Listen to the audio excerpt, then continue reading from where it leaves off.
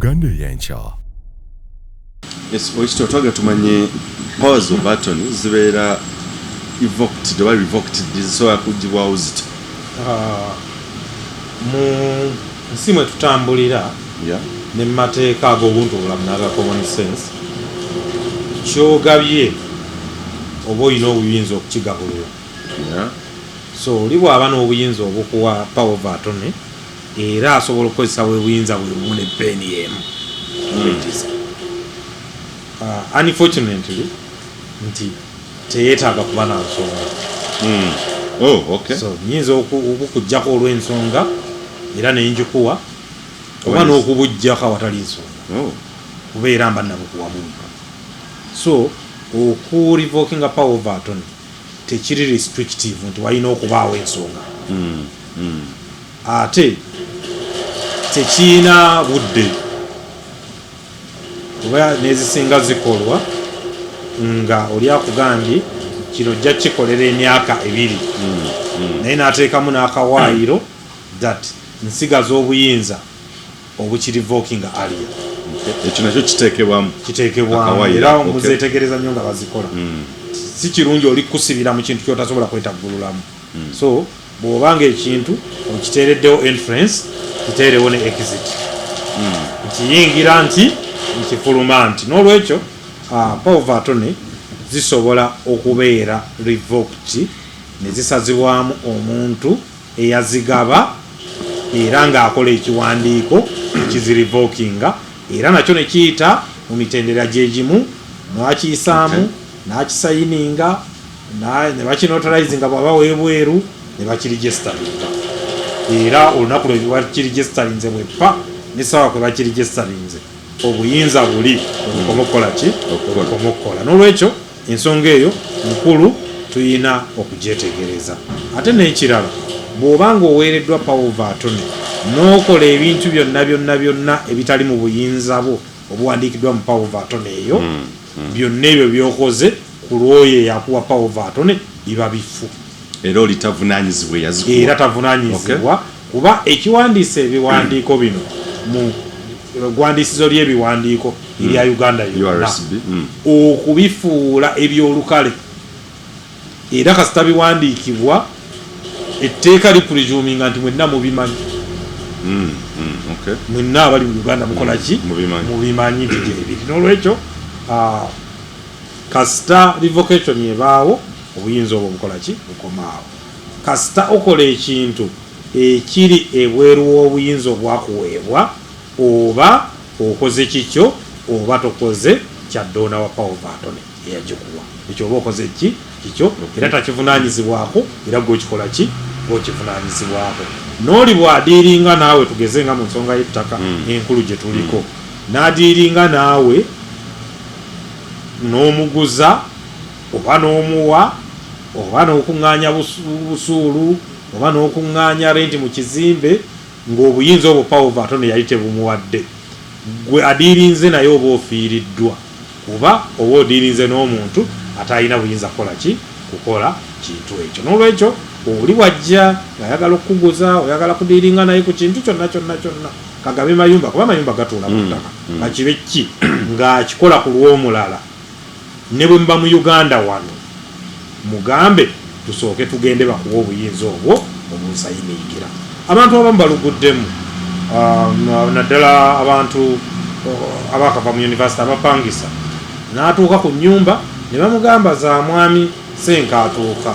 naye ebintu bya mwami Senkaatuuka mukyala we yabibala. N'ogenda ennyumba za mwami Senkaatuuka property ya mwami Senkaatuuka n'okola endagaano ne mukyala Senkaatuuka n'osasula renti wa myezi 6 mu advance omuwadde mukyala n'akuwa ne risiiti ne mwawukana. Gwe ekiriwo wakati wa mwami Senkaatuuka ne mukyala we tokikola ki? Tokimanyi era liba teriri busa mwami Senkaatuuka n'akusanga mu nnyumba n'akugamba muvubuka okola ki mu nnyumba zaawe kati gwe ng'otandika kuwoza tyanti omukyala ye yampangisa wano yayina obuyinza obuwandiika okupangisa. Kyekikulu ebintu bya property bannayuganda tubiteekamu nnyo olusaagiriro ekintu kigoberera emitendera oyo yakupangisa alina obuyinza obwo, so okkirizibwa okuzimusaba oba okubimusaba. n'akuddiza. Abantu abamu akwata ennyumba ng'ezo n'akola endagaano ne company agency. Yes. Muziwulidde night frank biki kisaagala sigenda mu nyingi, n'akola endagaano. Kati eyo oyina ono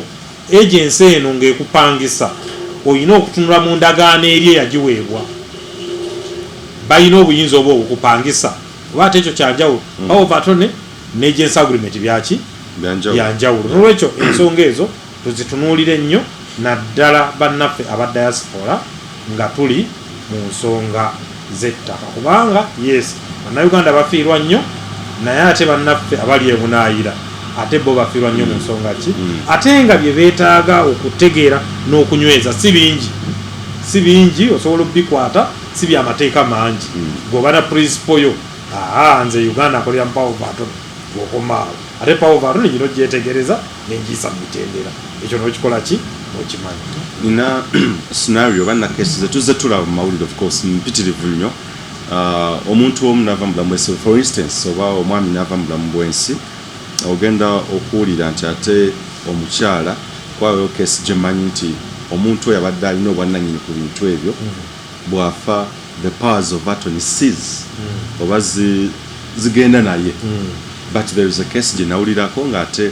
omukyala yazirina oluvannyuma lw'omwami okufa. Simanyi ekyo wekiyinza okugjamu, era n'omuntu wadde takimanyi nti omuntu bw'afa afa ne powers of attorney, nakyo tukimulambulire tumusomesa. Ensonga eyo erimu ensonga bbiri, mulimu ensonga ya power of attorney, mulimu n'ensonga ya estate y'omufu eddukanyizibwa etya. Ensonga bbiri. Ebintu bya power of attorney bikola ku muntu nga mulamu, kuba nga bwe nakugambye ogaba obuyinza ng'obulina. Omufu tayinza kuba na buyinza bwakola ki, bwagaba. Omufu aba mufu, mufu taba na kintu. Abantu abamu batera nnyo okugamba ebintu by'omufu. Bw'oba ofudde ebyo biba bikoze ki, biwedde. Omufu taba na kintu, ebintu biba byaba ki, byabalamu. Kye tulina okwetegereza nti ng'ovudde mu bulamu bw'ensi eno, kiki ekiyinza okuddirira. Waliwo ensonga z'abaana ku bintu, waliwo ensonga za omukyala oba abakyala, waliwo ensonga z'abooluganda, waliwo ensonga z'abazadde b'omufu. Kuba nabo koweddene nnyo mu nsonga zaki z'omufu. Ensonga bwe zijja naddala ffe wano mu Buganda Land Board nga zirimu omuntu yenna okufa nga yalina ebintu, ensonga ezo zigenda mu biwandiiko bibiri, letters of administration oba probate. Obuyinza mu buwandiike obukukkiriza ggwe okuddukanya emmaali y'omufu. Abantu abamu obasanga nga omuntu afudde ne bagamba tutunde ku ploti ze zino twabye olumbe. Ebyo bimenya mateeka. Omuntu yekka asobola okukwasaganya estate y'omufu ye administrator w'omufu. Era nsaba kino nkiddemu, omuntu yekka asobola okukwasaganya estate y'omufu ye administrator w'omufu. Ate ekigambo administrator kiringa we kiwulikika to administer. Toba nannyini, nzo okuvayo n'atundula okuba ya obeera muddukanya. Obuyinza administrator oluusi okutunda bumuweebwa, kuba ng'ebiyinza okwetaagisa okukola biyinza okwetaagisa okutunda, naye ebyo byonna bibeera birambulule. Ate mu cases ezisinga asooka kufuna consent y'abaki, y'aba beneficiary, nti tuyina kitaffe. Abamu mutera bayisa abakuza, abamu okonfusinga omukuza ne administrator, tebikwatagana yadde omu ayinza okuba byombi. Yes, of course. Abamu executor n'omu confusinga na administrator, waliwo ebintu bya mirundi ebiri. bw'ofa nga toyina kiraamo bwe bagamba nti ofudde oli intestate nga toyina kiraamo oba nga olina ekiraamo ekifu bw'ofa nga olina ekiraamo ekifu toba na kiraamo ekyokulabirako nina mukwano gwange ennaku ezo yaŋŋamba nje kanso bwe mbanga nfudde ekiraamo kyange kiriko eno laputopu yange ne mugamba ekyo kiraamo kifu kipurintinge okiteekeko emikono omukono gwo ate kijulirwe abajulizi okiraba attestation kijulirwe abajulizi naye kati ye bambi abadde atambulira mubutamanya ekiraamo kyange kiri muki kiri ku laputopu yange wembanga nfudde password yeeno ekyo kibajja kichallenginga ojja kuba nga atalina ki kiraamo so kyembadde nzijayo nti olina okuba n'ekiraamo ng'ekiraamo kituufu ekyo ekisooka obutuufu bw'ekiraamo budipendinga ku bino ebimu ekisooka gwakikola otegeera waliwo abantu oli naafubutukayo n'ekiraamo naye ng'ennaku z'omwezi ezikiriko mwekyakolebwa ate oli kooti yamulangirira dda nti mulalu tasobola kukola ki fe tubirabye kiba naland ekirala so walina kapasite okole ekiraamo ekirala kirina abajulizi kyetuyita attestation nti tasobola kuba tolina sound mind omuntu atalina sound mind talina capacity ekola kintu kyonna era kyova olaba naba abali over sound mind kooti bwe mala omulangirira that is a person of sound mind emuteerawo ba managers kugamba obanga omufu naye ngaotambula so emaali ye baako ne bamanager abagikola ki abali of sound mind abagikola ki paka kooti wekakasiza ddala nti kati fakauti zo zadda esobola okuwithdrawinga ekiragiro kyaki negamba kati badokita bamu examininze barecommendinze kooti nti kati mulamu nodda so njagadde ekyo nkikoneko so bw'oba nga tolina capacity eraama tosobola kukola ki omulalu tosobola kukola ki omwana omuto tasobola kukola ki so kyetugamba nti mu kiraamu omwo batera okuteekamu omuntu atera okulaama n'ateekamu executor oba kooti nebalonda abo bo baweebwa ebbaluwa ezituukiriza ebiri mu kiraamu era tebalina bikola ki bivaako ne babanga abamanaging estate y'omufu naye nga batuukiriza ebiri mu kiraamu bwe tutuuka ku muntu atalina kiraamu ayita mu process emufunira letters of administration bakola petition nti fe family meeting yatudde neeronda gundi era process mpanvu nnyo era erimu obulipo bungi n'okwetegereza bungi paka kooti lwegamba nti abatuufu ye gundi batera nnyo obbiwa okusoosowaza ensonga y'abannamwandu namwandu batera omusoosowaza mu nsonga za letters of administration kooti abaane bwe muba muli bakutambula ntatta ye namwandu mugenda okutambula ng'atambuddeko 3 naye ate namwandu oyo alina okubeera namwandu amanyiddwa mu mateeka tova eri n'ogamba nze Sserwambala mbadde naye emyaka 3 n'olwekyo nze namwandu n'ekyalo kyonna kino kimmanyi ekibuuzo kiri nti wafumbirwe wa Sserwambala mu mateeka so birimu ebyo kati oyinza okuba nga you have been cohabiting nga mubadde mweyisanga mwami na mukyala naye nga temuli bafumbo ng'era ensi yonna ebalaba nga mweyisa omukolo mugenda mwembi muzadde abaana mubeera mwembi valentine mwambala ebyufu ne mutambula ku kyalo nga mweyisanga baki nga bafumbo naye nga muteeka temuli bafumbo n'olwekyo singa Sserwambala oyo afa gwe tojjanga namwandu baba bayita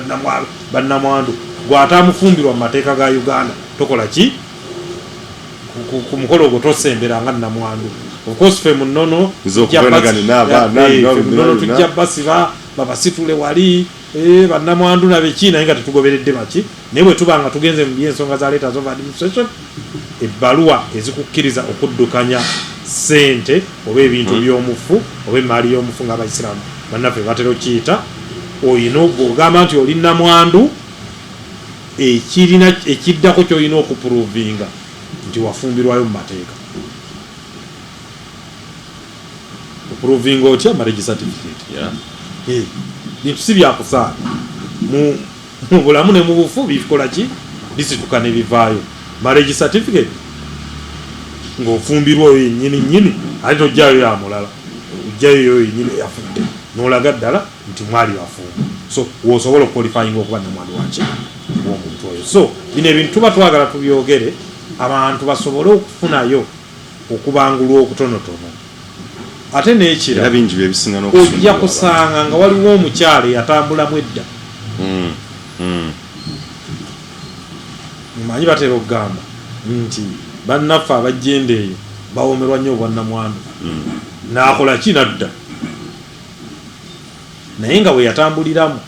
marriage yasigala esubsistinga nga baali bafumbo n'atambulamu naye ofumbo tebwasattululwa era ajja kuba nnamwandu muki n'olwekyo bannaffe abakola ensonga zino osaana bw'oba wayawukana n'omuntu ne mukiggusiza ddala ne mwawukana mu mateeka kubeera muba mwafumbirwa muki mu mateeka otherwise omuntu afa ate nekireeta contradiction ng'omusajja yalina abaana 5 mwoyo omukyala n'atambulamu mu 82 kati tuli mu 2021 omusajja yafuna omukyala omulala ne bazaala abaana 8 era be babadde mu makaago naye kati bagenda kufuna administrator atamanyi na bibafaako kati ebyo byonna ziba contradiction n'olwekyo omukyala abeera entitled ozifuna abaana basobola ozifuna baganda b'omufu basobola ozifuna ne bannyina ne bazadde b'omufu bonna babeera considered waliwo nebaba consideringa mikwano gy'omufu it is also possible nga zonna option baziweize ne bagamba the best thing okikola ne family oluusi nekkiriza oluusi ne family negamba nti ffe okusinziira ku family yaffe mu family yonna ne mubakojja ne mubasenga ne mukite muli asaanidde gavumenti efuuka administrator so kyova olaba administrator general office ya gavumenti oluusi osanga nga ye administrator wa estates ezimu ne bagamba akavuyo ke tulina mu family administrator general yaba afuuka ki administrator waffe era ekyo nakyo kikola ki nakyo kisoboka mu mateeka niwe kataba akavuyo muyinza ogamba bijja tutawaanya katubiwa administrator general abakugu gye bali era bamubakwasa n'akola buli kintu nga bwe kirina okutambula mu mateeka ate on behalf of the family ate bw'amala okukikola of course waliwo charge era levit against the estate egenda mu gavumenti olakola ki olakola emirimu egyo kuba gavumenti etufuga bufuzi terina ate bakolera mirimu gyammwe n'olwekyo bwegikola waliwo charge ebikola ki naye nga byonna biri mu mateeka n'olwekyo bwe biyingiramu ensonga z'omufu birina kutambulira teweetuminkiriza kuba mu mateeka waliyo omusango gwe bayita intermeddling in the estate of system okweyingiza n'okudobonkanya emaali y'omufu musango mu penal court era osobola okusibwa emyaka egikola ki egiwera n'olwekyo tokola kintu kyonna n'akawunti ze zeesonyiwe musooke mufune ba administrator mulyoke mu operating ku akawunti zeekyo naye oli ajja kugamba nze matovu nekitange yali matovu nze nesiginchayi nali manyojje kuba gwe atumanze mu banka nga nesigini kyamba yanjigirizo gikuba gwogende okwate ku akawunti ezo ogende owanatuleyo ebizibu byotajja kukola ki byotajja kwagala mu mateeka n'olwekyo tugoberere emitendera ne bannaffe abali ebweru bw'owulira nti muzadde weno lwatemye tunula mu anga eyo tokubira mutowo mugamba tigira nga obiddukanya kuba talina wasinzira mu mateeka kukola ki kubiddukanya nga kooti temuwadde buyinza nga amateeka tegamuwadde buyinza okitiwe n'episode yaffe so what could be your parting shot obubaka obusembayo eri well abantu abasinga ddala bali bannayuganda bali mu diaspora what could be your parting shot abantu bannayuganda bali mu diaspora bangi ku bo balina ettaka ku ttaka ly'Obwakabaka era bw'obeera ewalako owulira bingi ebifubutuka mu Uganda oluusi ne bikukonfusing nga tubadde tuwulira Kabaka ettaka lyamuddira mu bukyamu ekyo nekijja tubadde tulyawo ne tugamba ate mayiro bagenda zijjawo abantu baffe abali ebweru bagula ebyapa bya mayiro babitereseyo mu seefu zaabwe ebweru abamu babiteeka mu seefu za banka wano emitima ne gibeewuuba baba bakyali awo ne bakugamba ate Buganda Land Board nayo teriwo mu mateeka n'otunula n'ogamba nti kati tutandikiddewa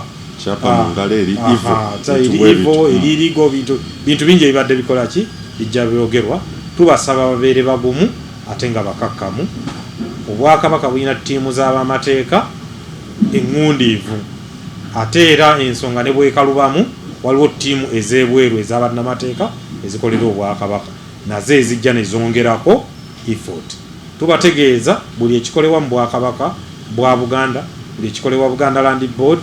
ku nsonga z'ettaka kikolebwa mu mateeka therefore emmeme tebeewuuba ne muddeyo ne mweraliikirira amaanyi gammwe mugateeke ku kukuza Buganda kukuza Obwakabaka bwaffe nga tubukuza butya Ssaabasajja Kabaka atukubiriza okukola ennyo naye ate era bwe tumala okukola ennyo tukakase nti proceeds ezivudde mu kukola ennyo tuzikwata ne tuziyisa mu makubo amatuufu okusobola okuzinvestinga tokasuka bukasusi ssente za muntu tyakugulira ettaka teekawo ekiwandiiko ekigavaninga transaction eyo kyetugambye power of attorney tugamba buli kintu tukikole nga tuyita mu mateeka tujja era kwogera ku ogula otya ng'oli bweru weetegereza biki otunda otya ng'oli bweru ebyo byonna byonna tulina okubitunuulira tukakase nti ne bw'oba oli eyo olina by'otunula ku mpapula ezo ezikuweereddwa n'ogamba wano sijja kuteekako mukono. Waaw ye mukulu Dennis Bugaya eno ye episode esooka endala tujja kulambulira ne tujja okutandikira nate omulundi oguddako mu episode ey'okubiri bali mu diaspora mwasaba this talk or dialogue okwongera okutegeera n'okumanya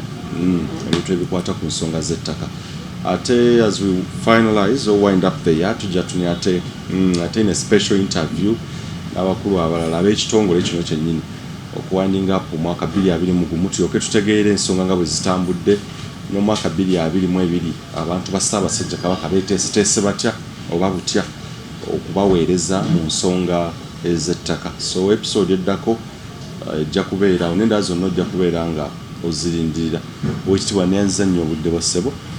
atakumira mpeera bankumira ye Katonda kuuma maaso moja Uganda y'enkya